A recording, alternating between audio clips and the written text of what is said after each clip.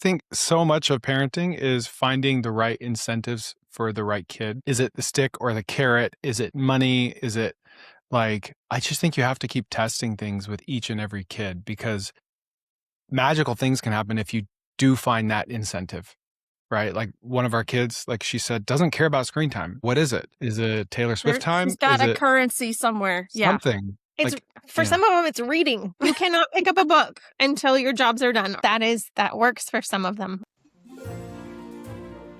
One thing I care a lot about is keeping connections strong with our kids, especially as they get older and start using technology more.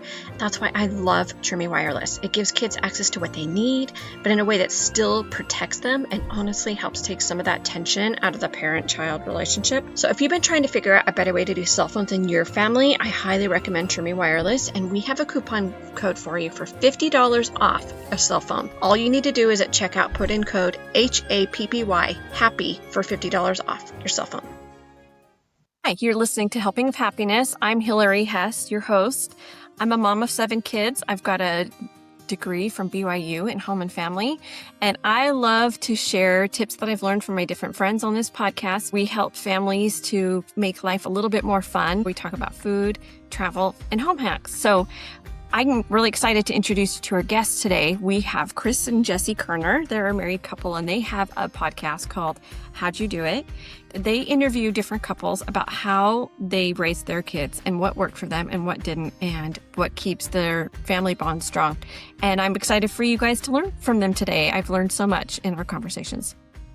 I'm super excited to have Chris and Jesse Koerner on today. They have this great new podcast called How Do You Do It podcast. You've been on the podcast before, but it's been a long time. So let's get back to hearing what you're doing now and what your family looks like, and then all about this podcast. It's super wonderful. Why don't you start? Sure. So we are Chris and Jesse Koerner, and we've been married for like 17 years now. We have 4 kids. We are members of the Church of Jesus Christ of Latter-day Saints, and we try to be very intentional about the way that we're raising our children. So that kind of led us to these conversations with parents who are a little more experienced than we are, and hopefully we can share that with others and create a better environment for child raising. Tell me about How'd You Do It podcast. How did this get started? What began all of these thoughts?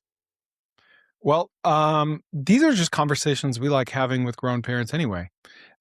We both had some level of dysfunctional family growing up. And so we don't really have like a lot of templates of like how we feel like a home centered on faith should look. And so we just found ourselves over the years like craving information from people that have gone before us. And I had the idea for this podcast like 11 or 12 years ago, and it's just been ruminating ever since. And I actually had 2 ideas for like church podcasts. One was to interview people that had left the church and then come back and ask them about their story. And then this was the other one. And a few years ago, someone else launched that same concept. It's called the Comeback Podcast, and it's super good. And she's better to launch it than me because she left the church and came back. So she has this interesting perspective that I don't have. And so I saw her success, and that podcast it took off. And I thought, man, I still need to do that other one. And so 18 months ago, we started recording episodes, and it's just one of those things that was never urgent, you know, because we're not trying to make money on it. It's just like a passion project. So we just had these 5 episodes filmed and edited and just been sitting there in our Google Drive folder for over a year. And then we just thought, you know what, beginning of the year is a great time to start something. So let's just do it now. I had no idea you guys have been recording these podcasts for that long, since I've just been listening since it just launched. So that's super awesome. We have a little fur baby on here. There you go. Oh, a little show and tell. So this is the newest member of the Koerner family. I love it. Yes. This is him. This is Flapjack. Hello, Flapjack. Welcome to the podcast. We haven't ever had a dog on the podcast before, so this is super fun. Probably for good reason. I love it. Hey, you know, we've had babies, we've had dogs, so it's great. We're getting the real family view. I love it. That's it. This is it. He's our only kid left at home. I love it. I love it. At least during the day, right? I guess they'll come home after school, right? Yep. Yes. Okay, so I would love to hear some of the intentions that you guys have done as parents before we get into more of like what you learned from the podcast. But what are some things that you guys have already been doing that you feel like have been really helped your family to have some success? I think just from the beginning, we've kind of tried to be consistent, setting clear expectations of like jobs that we want our kids to do, like creating charts, giving rewards for completing tasks, like just helping to establish routines that will hopefully set them up for success long term. That's one thing I think that we've done okay. Yeah, and honestly, like, we don't know how we've done. Nope. We won't know until the next life, most likely. So we're just kind of hoping and guessing that we screw up less than we get things right. I know that feeling 100%. Yep. I love that. What are some takeaways you guys have learned from the guests that you've been interviewing? Mistakes are going to happen. Like, we might think we know exactly what we're doing or have an idea, but we have to be flexible. We have to give ourselves grace. We have to give our kids grace because mistakes are going to happen on our part. They're going to happen on the kids' part. And it's just kind of learning to accept that and adjust and move forward. One like super interesting takeaway for me, we've recorded 6 now, is every single parent has said that they regret being too strict. And that's a question we ask all of them. Do you regret being not strict enough or too strict? And I think if you have a parent that's just trying to do the right thing, right? Which I think most parents do. Maybe that's overly optimistic, but most parents care about how they are as a parent. I think if you're that parent, you're probably more likely to be more strict than not strict enough, right? Because you love and you care and you don't want them to go off the rails. But it's just so interesting talking to parents that have perspective that we don't have because their kids are already gone and they've seen how they turned out. And they're like, yeah, you know what? It really didn't matter how long my son's hair was. It really didn't matter that X, Y, Z. Like, I just needed to love him and be there for him. And that is so hard sometimes. I feel No. like I'm going through that right now because I've got 3 kids out of the house and 4 kids plus an exchange student at home. And there are certain habits that I see in some of my older kids that it just makes me cringe a little bit just because I know that if they did things differently, that their life's going to be a little happier down the road. But when I pray about it, I keep getting those feelings that I need to just let it be. And it's really hard to just let it be. That keeping my mouth shut is the very hardest part of parenting for me so far. So that's really tough. Yes. Yeah. I think part of it is to realizing when the small things aren't as important, kind of zooming out and recognizing eternity is a really long time. And as long as we are loving our children and we are modeling correct principles, things are going to work out. Like, as long as they know that we love them and we are making good choices ourselves, things are going to work out. And and I think it's hard, like, deciding what a small thing is. We've got a child that is extremely bright, but he just does not care about his grades. And so his grades suffer. And it's like, we know our kid's potential. And if it was a different kid, it's like, you know what, you're doing fine. This is okay. But for him, it's like, you're not even trying. Like, you're literally just not even turning in assignments. Like, you're just not turning them in. And so it's caused all this friction over this last semester, just like battling about his grades. And then I had an episode with someone just last week, and I was telling them this story, and they said, we had a son just like that. And I'm like, well, how did he turn out? And they're like, he turned out great. He kind of had to take the longer path because of his grades. His grades were never even close to his potential. He was gifted, like, objectively. And he says today, really wish I would have cared more in high school. And we told him, but what are you going to do? And at the end of the day, like, how is that story different than us, like, reading our scriptures and getting the exact blueprint? We know exactly how to skip the line and have an easier life, and we just don't do it. But, like, we kind of have to do it our way because that's how we really learn. We don't learn by just hearing theory, Oh, that 100%. I also had a son that was like that. Brilliant. Kills me. Same thing. Assignments in the backpack. Just didn't hand them to the teacher, and you're just like, oh my goodness, why are you not doing this? This is killing me. But so far he's doing great in college. It's like he wants it now for himself. And so Mhm. That's Yeah. what has to happen. They have to Yeah. want it for themselves, and you can't force that, Yeah. no matter how hard you try. Yeah. It's so hard though. It is so hard to just let him fail, right? Mhm. Letting your kids Yeah. fail is so hard. Yeah. Oh my gosh. Okay, so what is some intentional work that you guys include in your family life? Because at least from what I've heard on the podcast, work seems very important in the themes of people. And I know that you guys feel the same way because you're both really hard workers. Thanks.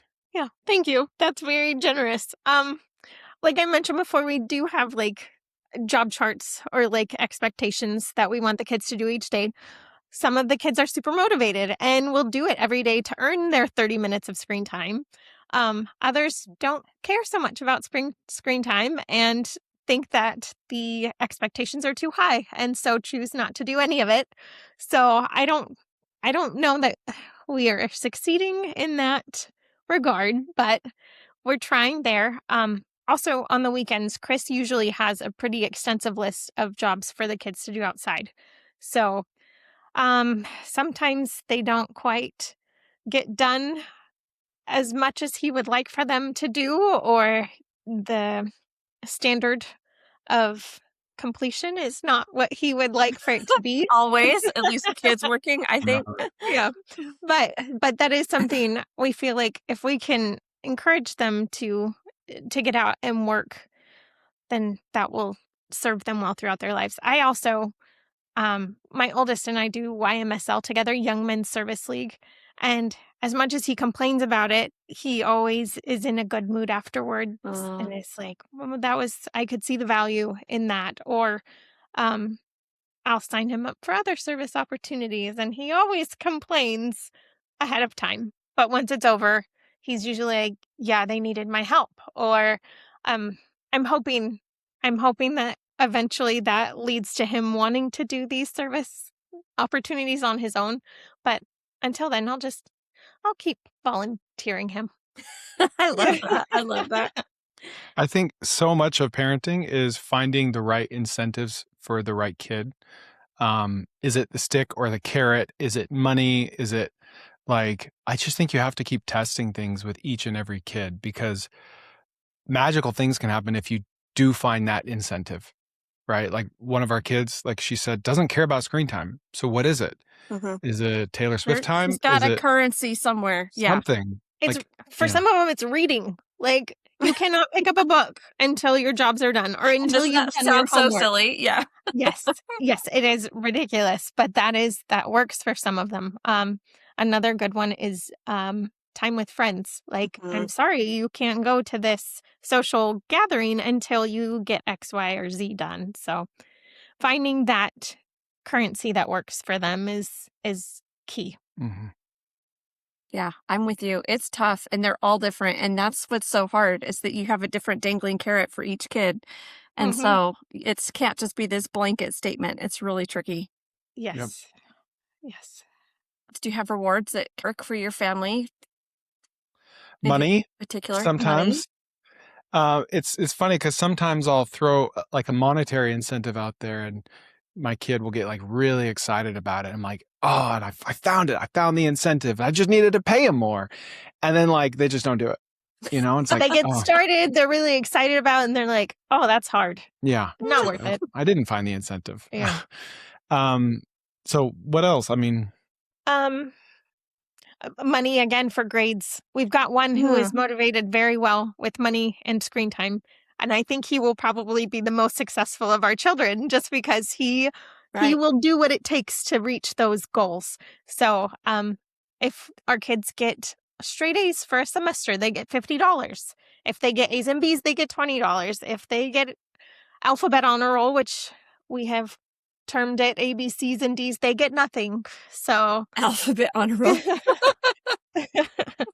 So yeah, we've got one who consistently gets his $50 each semester, and then a couple others who just they're happy with the whole alphabet. So No, I love Yeah. that you said that. My husband had just told my daughter that she could start having $50 because she's just started high school and had an all A's her first semester. So my Good for oldest is her. going to be feeling like we really gypped her on money because she had really good grades going through high school and we didn't have that.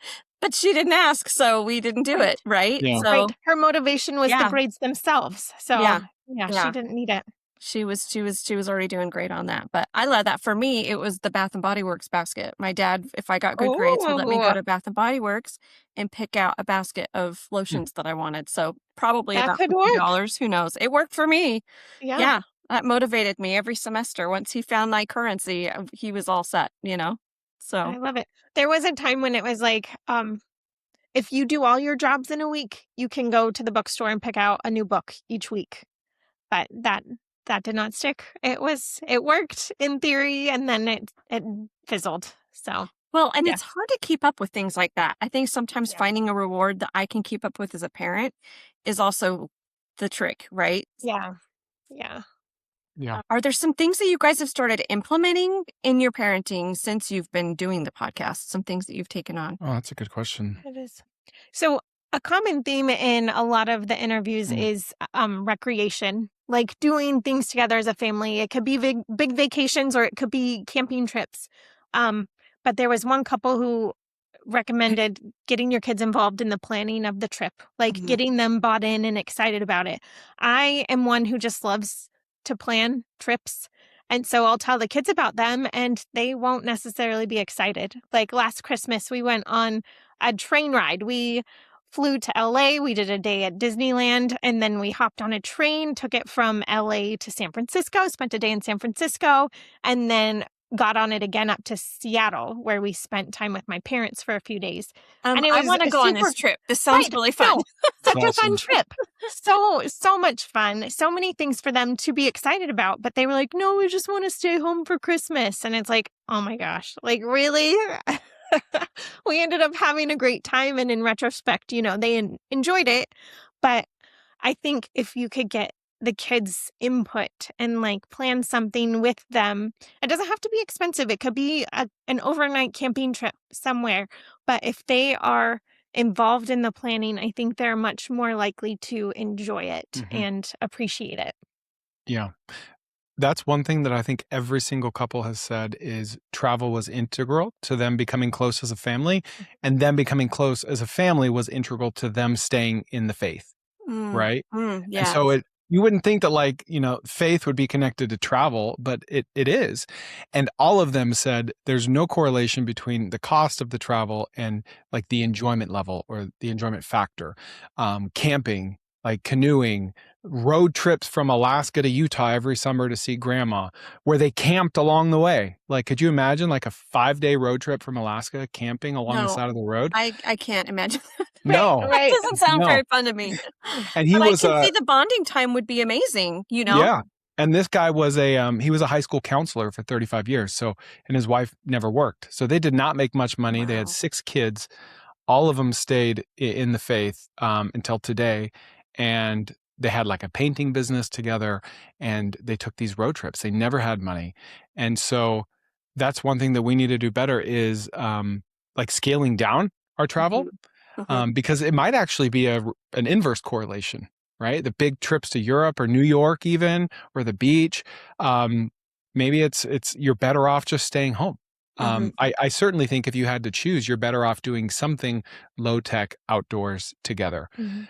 And just so happens it's cheaper. So we're going to try to do a better job at that. Right after interviewing the last couple, I talked to Jess and we're like, let's have the kids plan our spring break. Mhm. And Mhm. we've never done that. And it's on paper it's simple, but we've never done that. Nope.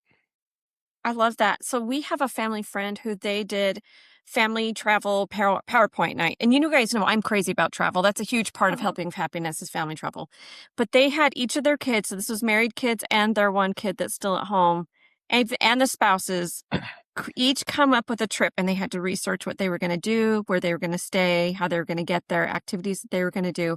And then they had to pitch it to the family. And so they had, all different kinds of trips. And one of them included golf because he knew his brother loved to golf. And, another one included, And two of them just happened to be Alaskan cruises. I mean, what are the odds that two people would have picked that?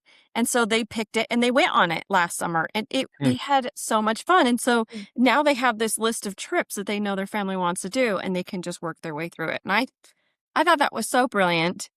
One thing that my husband Warren does is that he helps. He is very good at looking up really fun Airbnbs. Like if we're going to go somewhere, it to the point where now we can't just stay anywhere regular because it's become the expectation. But there's always like a fun game in the house, or there's something like that. But he has the kids sit with him, and they help pick the Airbnbs that they want to stay in, and so they're just as happy staying at the Airbnb as they are going to wherever we were supposed to go on the trip. But it gives them a little bit of skin in the game where we can also still do a lot of the planning. So anyway, I want to do the PowerPoint family night. I think that sounds really fun, especially now that our kids are starting to grow up. And, where did you find a travel deal?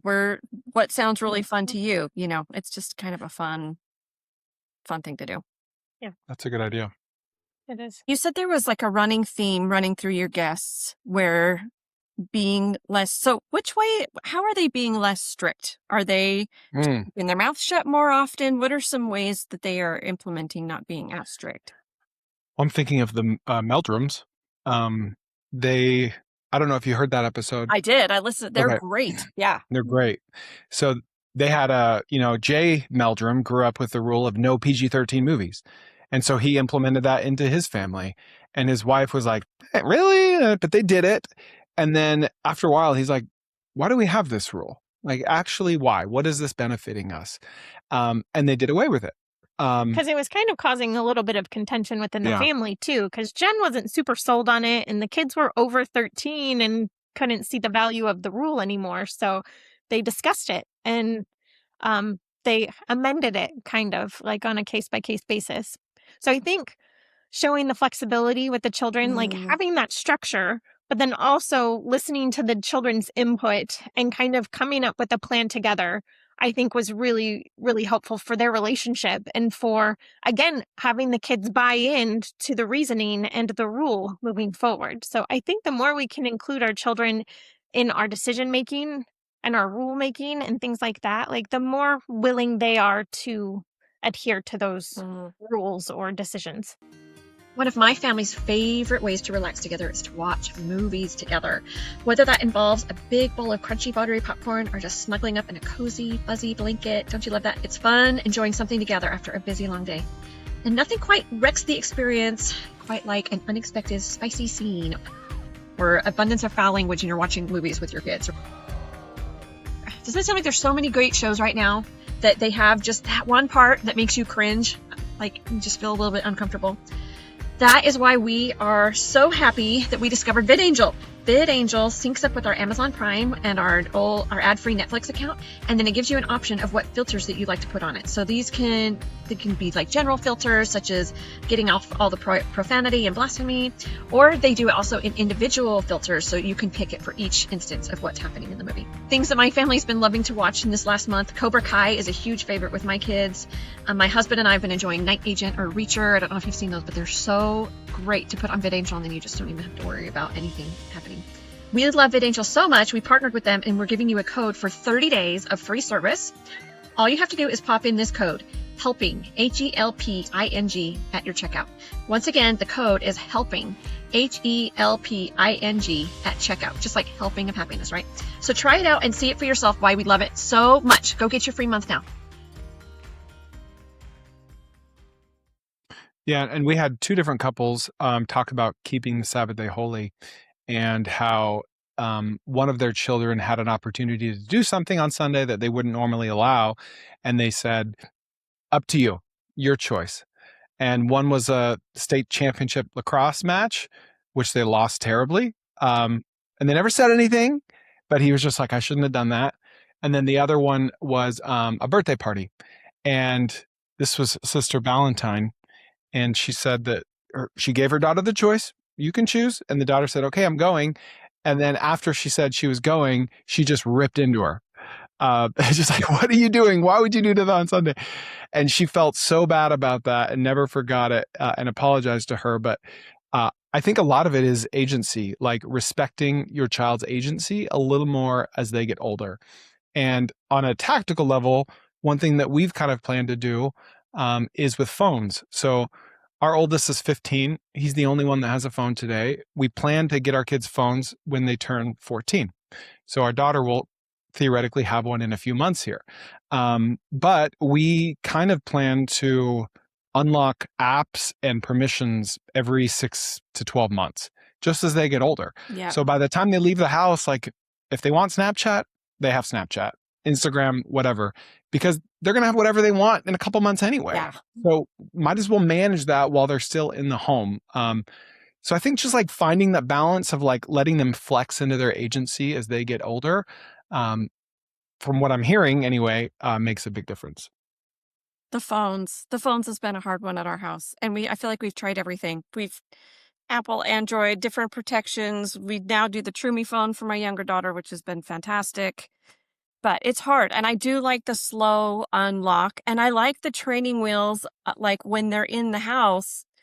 We just gave over phones to my son that's a junior this year, and just said, okay, you've got it. And it is killing me. But it's like, we know that that's what he needs. You know, he needs that freedom to make. And even though I don't love all of his time choices that he spends on his phone, you know, that's just part of it. And I know that with him, the power struggle of it is going to make us have a bad relationship, right? So, and I'd rather him try to figure out at home than just go off to college and then just be glued to his phone for the rest of his life, you know? So anyway, we're still working on that one, but it's a tough one, man.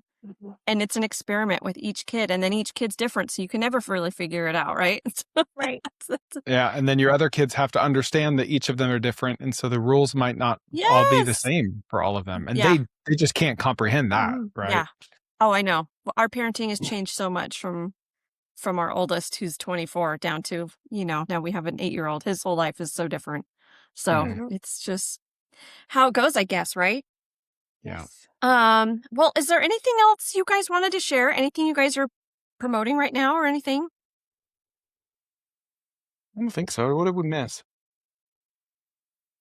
Do you guys Nothing that have I a can think of. favorite story or a favorite thing that you've learned from the podcast so far?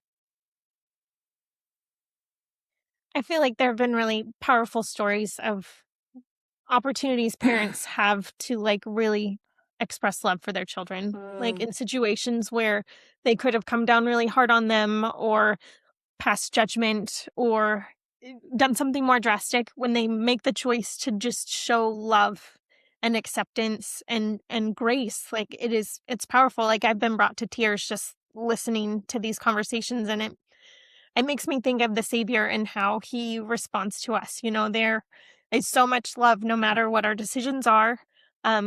He accepts and loves us and wants us to come back to him. And that is what I want to convey to my children. They always have a place in my home, no matter what they do, no matter who they are. And I'm grateful for the parents who've been willing to share that with us, because it's invaluable. It's more than I would have expected to get from these conversations, but it's a great perspective, and I'm grateful. Yeah, we've learned that there's not really a correlation between like how committed you are to the gospel and your children's likelihood of staying in the gospel, right? You do what you can do, and they're going to have their agency, period. Every couple we've interviewed has been like committed to the gospel from the time their first kid was born to the time their last kid left the house. And it's a total mixed bag on results. Yeah. Right.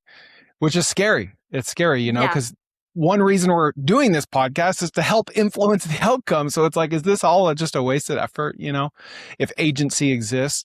So that's one takeaway for me. One specific story that I just found incredibly powerful, and maybe that's because we just got a puppy for Christmas, but Howie Rouse told a story about how they had a puppy and he was being a puppy and acting up, and Howie would like whack him and get mad at him, and he would discipline the puppy physically. And his son was like an inherently kind, sweet boy. And one day, the puppy acted up and he witnessed his son act just like him and like hit it and yell at it. And he had never seen his son act like that. And it just like broke him. He's like, he went to his son and he's like, I know you did that because of me, but let's commit right now to not do that anymore. And that was just a beautiful story. Just like picturing that story happening in my mind was very touching. And how much our kids are watching us, right? Yep. I love that. Sharing your example. Well, let's tell everybody where we can find your podcast. It's called How'd You Do It? On any podcast platform or YouTube. Okay, love it. And listen in. I've listened to every episode so far. I'm loving it. I can't wait for more to come out. You guys are doing a great job. Thank you. It's provided really good conversations for me with my husband about us parenting and how we do it, and even with friends, that have been listening too. So it's been really fun to share that. So thank you guys so much for all that work. Yeah. Thank you, Hillary. We appreciate that. It's awesome. Okay, well, before you go, I'd love to do our 3 helpful and happy questions. We love to do this with all of our guests because helping of happiness is all about finding a little more happy in family life. And the way we tackle that is through family recipes, family travel, and little home hacks. So my first question for you to see how you do it is, what is your favorite food or meal? Okay, I've got one right now. It is ChatGPT helped me come up with it, but it is a Mediterranean cucumber and tomato salad, and it is so good. It's got cucumber, tomato, mozzarella pearls, and then it's got like this dressing of olive oil and red wine vinegar and oregano and garlic. It's so good. I could eat it every day. Oh, it sounds so We have fresh been. and Yes. lovely. Very It's good. like, can we have it It is every day? good. Yeah. I put it on a slice of sourdough toast a couple days in a row. It was like a bruschetta. It was so tasty. Jessie knows my favorite meal, and it's lemon chicken pasta. I always ask for it. I will never get sick of it. I get sick of it, so I don't make it that often. It's just linguine made with like 6 different lemons, the juice, the zest. You've got chicken in there. You've got some brown sugar, Green Cajun onions. seasoning, green onions, some Parmesan. Mhm. It's just incredible. So It's good. Cajun, so it's got a little heat to it then, it sounds like. Just a little. Mhm. Mhm. Yeah. Oh, fun. That's really fun. I'm thinking of like this creamy, like an Alfredo-y, lemony. So no, this is different. Oh, I love that. Mhm.